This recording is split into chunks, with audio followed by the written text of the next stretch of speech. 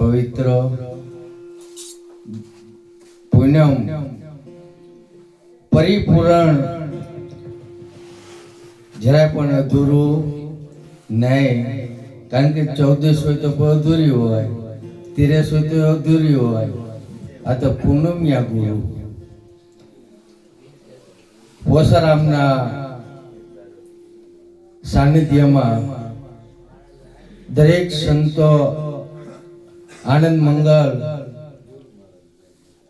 ને ગુરુમુખની વાણી અનમોલ શબ્દ અત્યાર સુધી વરસાદ વરસ્યો અને હંસોએ ગ્રહણ કર્યો. ધન્યવાદ છે.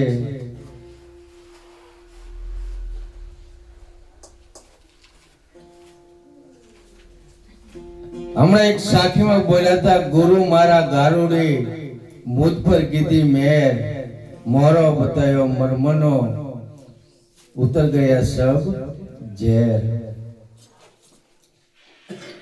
કારણ કે ગુરુ મારા કે ગારુડી, કારણ કે ગુરુનો ઉપકાર હે તો કોઈ કાળે આપણે એનો પૂરો કરી શકીએ નહીં. ગુરુ હમણાં વાત થઈ હતી કે 3 માત પિતા જન્મદાતા હે અને સતગુરુ મોક્ષદાતા હે. આ મનુષ્ય દેહ મળ્યો છે ને દરેકને સદગુરુના ચરણે જવું પડ્યું છે ને જેવી જેવી જેની મહેનત એવું પ્રાપ્ત કર્યું છે. કોઈ સંતની ડિગ્રી, કારણ કે સંત બન્યા કોઈ ભગવાન, પણ જ્યારે સતગુરુના ચરણે ગયા ત્યારે, કારણ કે રામચંદ્રજી ભગવાન વશિષ્ઠના ચરણે ગયા ત્યારે ભગવાનની પદવી મેળવી. સ્વામિનારાયણ ભગવાન રામાનંદ સાધુના ચરણે ગયા ત્યારે એને પણ ભગવાનની પદવી મેળવી. શ્રી કૃષ્ણ ભગવાન દુર્વાસાના ચરણે ગયા ત્યારે પણ એને ભગવાનની પદવી મેળવી. તો આ મનુષ્ય દેહ ધારે કરી શકે, બનવું બની શકે, એમાં મહેનત જોઈ. મહેનત વિના કે મળતું નથી. કારણ કે ઘણા સમયથી, વર્ષોથી આજ પોસારામ મહારાજ જ્યારે દાણાવાડા યશોદરા જ્યારે અમે ફોન કર્યો અને એવું નથી કીધું કે આજ મારે કામ છે, કારણ કે ભક્તો બોલાવે ને ભગવાન ન આવે એવું કોઈ દી બને નહીં. કારણ કે પરમાત્મા ક્યાં વસી રહ્યો, ભગવાન ક્યાં વસી રહ્યો હોય તો એના ભક્તોમાં, ભક્તોની અંદર. બાર ગોતો કે જડે નહીં. કારણ કે પરમાત્મા ક્યારે રીજે કે ભાવ અને પ્રેમ.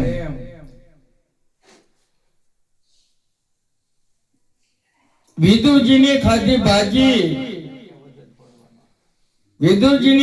ભાજી, એમાં શું કરે પંડિત ને કાજી, મારો વાલો પ્રેમ ને ભાવ ને વસ્યો. કારણ કે હંમેશની અંદર એવો ભાવ પ્રગટ કરવો જોઈએ ને એવું પ્રેમ.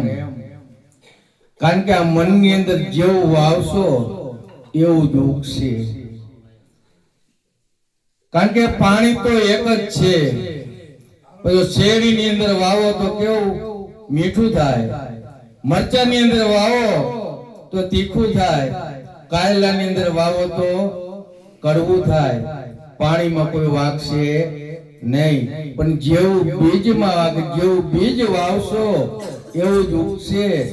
મનની અંદર એવા શુભ વિચારો લાવશો તો મન પણ શુદ્ધ થશે.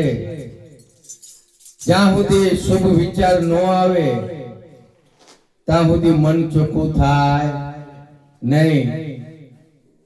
ત્યાં સુધી મન ઉછાળા મારતું હોય. હમણાં બાપુએ વાત કરી દિવારા મહારાજે કે મોજા દેખાય, ખીચડી જ્યાં સુધી કાચી હોય ને તો ખત બધે, જ્યારે પાકી જાય ને ત્યારે ખતબત્તી થઈ જાય બાંધી. જ્યારે મન તમારું કૂદકા મારતું હોય ને ઉછળતું હોય ને જ્યાં સુધી સ્થિર ન થાય ત્યાં સુધી ઠેઠ પહોંચાય એવું છે નહીં. કારણ કે મનને સમજાવે ઇનર મોટા કીધા. કારણ કે સ્થિરતા પદમાં થરીએ કે આવા સદગુરુના ચરણે પોસારામ મહારાજ મહાપુરુષોના ચરણે જાવી તો જ આ મન સ્થિર રહે. સંતો મહાપુરુષો કહે છે કે સંતોનો સંગ મરણે ન મૂકીએ. કારણ કે હંમેશની અંદર એવી આળસ ન કરવી. જ્યારે ભજન સત્સંગ સંતો આવતા હોય તો આમંત્રણની વાટ જોવી નહીં, અને જેટલો લાભ છે લેવાય એ તો લઈ લીજો. આજે પોસારામ મહારાજ જેવા સંતો હે હાજરની અંદર પ્રગટ છે ત્યાં સુધી મળશે. પછી દેહ નહીં હોય એ તો રહેવાના છે, પણ વસ્તુ મળશે. તમારો કોઈ પ્રશ્ન હશે તો એનો ઉકેલ થાય છે નહીં, પણ હાજર છે પ્રગટ છે, પ્રગટની બલિહારી છે. તેમાં ગોરખે કીધું છે કે મનસા માનરે ગોરખ જાગતા નર સેવે તેને મળે નિરંજન દેવ. કે જે પોતાને સ્વરૂપની અંદર જાગી ગયા છે આવા મહાપુરુષો એની પાસે જાવી તો આપણને જગાડે. કારણ કે અજ્ઞાન માં આપણે સુતા હી જ્ઞાન ભૂમિમાં લઈ જાય. કારણ કે સત્સંગ તો એક જ વખત થાય. અત્યારે જે થઈ રહ્યો સમાગમ સંતોનો, ગુરુનો ને શિષ્યનો, સુરતાનો ને શબ્દનો, અને જેને જેને સત્સંગ મળી ગયો છે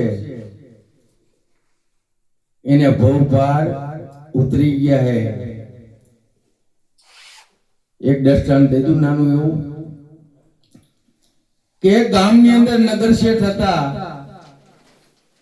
નગર શેઠ જ્યારે બસની અંદર ઉતર્યા તે એક નાનું બાળક આવ્યું અને ઠેલા ઘણા નગર શેઠના હતા.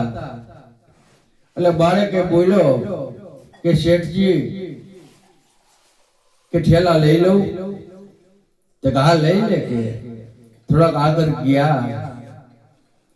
આગળ જાતા છોકરાએ પૂછ્યું કે હું તમને સત્સંગ સંભળાવું? તો કે મને સત્સંગમાં રસ છે નહીં, મને રુચિ નથી. તો કે આ તમારા ઠેલા પડ્યા. એટલે શેઠે વિચાર કર્યો કે આટલામાં કોઈ છે નહીં ને માથે આ બધા ઉપર છે નહીં. પછી કે ચાલ કે મને સત્સંગ સંભળાય અને હું સાંભળું. એટલે એ બાળક સત્સંગ કરતો જાય અને ઠેલા લઈને ચાલતો જાય. જ્યારે એનું મંજિલ ઘર આવ્યું ત્યારે શેઠને પૂછે હે કે સત્સંગ કેવો લાગ્યો? ઈ કે તે સંભળાયો અને મેં સાંભળ્યો. એટલે બાળકને ખૂબ આનંદ થયો કે સાંભળ્યો તો ખરો ને. ઘણા સાંભળવા તૈયાર નથી કે સાંભળ્યો તો ખરો ને. કે જ્યારે બાળકે હમો બે આંખ બંધ કરીને કીધું કે શેઠજી તમારું તો પમદી મૃત્યુ છે, ત્યારે શેઠજી વિચારમાં પડી ગયા કે આ બાળકને બહુ સત્સંગ સારો કર્યો અને આને મારું મૃત્યુનું કહી દીધું. બહુ જ્ઞાની છે. તારે બાળકે કીધું કે કેમ રાજા આવે ને તમને માગે પૂછે કે ભાઈ તમારે પાપનું ભોગવવું હોય કે પુણ્ય ભોગવવું હોય? એટલે તમે શું કહેશો? એટલે કે મારે પાપ નથી ભોગવવું, મારે તો પુણ્ય ભોગવવું હોય. તો કે આમ નહીં કહેવાનું. ખાલી કહેવાનું કે મારે પુણ્ય જોવું છે, કે પુણ્ય જોવું છે એમ તો કે હા. અને સમય થતા યમરાજના દૂતો આયા અને લઈ ગયા યમરાજા પાસે. યમરાજાએ કીધું કે તારે પાપ ભોગવવું હોય કે પુણ્ય ભોગવવું હોય? તો કે મારે એકેય ભોગવવું નથી, મારે પુણ્ય જોવું છે. ચિત્રકૂટ પાસે જાય છે ને ચિત્રકૂટને કહે કે ભાઈ આનું પુણ્ય જોવું હોય કે આજ સાંભળ્યું કે એને પુણ્ય જોવું હોય. ભોગવવાનું કે તો બરાબર છે કે પણ આને પુણ્ય દેખાડવું કેવી રીતે કે?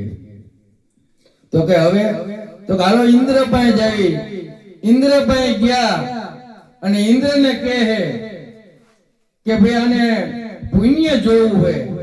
તો કે મારી પાસે પહેલો પ્રશ્ન આવ્યો, આજ સુધી કોઈ પ્રશ્ન આવ્યો છે નહીં, આમાં મને કઈ ખબર પડશે નહીં. તો હાલો બ્રહ્મદેવ પાસે જાવી અને બ્રહ્માજી પાસે ગયા અને બ્રહ્માજીને વાત કરે છે કે ભાઈ આ પૃથ્વીથી આવ્યો હે માણસ કે એને કે પુણ્ય જોવું છે તો કેવી રીતે દેખાડવું? બ્રહ્મદેવ કે આનો ઉકેલ તો વિષ્ણુ ભગવાન કરે. જ્યારે ચારે પાંચે વ્યક્તિ જાય છે વિષ્ણુ ભગવાન પાસે, તો કે હું તો કે આ પૃથ્વીનો માણસ છું, તમારા કાયમનો રસ્તો થઈ ગયો, હું તો થાક્યો હું, હવે મારાથી ચલાય છે નહીં. એટલે પાલખી લાવી ને પાલખીમાં બેસાડ્યા અને વૈકુંઠમાં વિષ્ણુ ભગવાન પાસે લઈ જાય ને વિષ્ણુ ભગવાનને કે ભાઈ આને પુણ્ય જોવું છે. તો કે જોઈ તો રહ્યો છે સત્સંગનો મહિમા, કારણ કે પરમાત્માને ભેટો કરી દે, એક કરાઈ દે. બોલો સદગુરુ મહારાજની જય.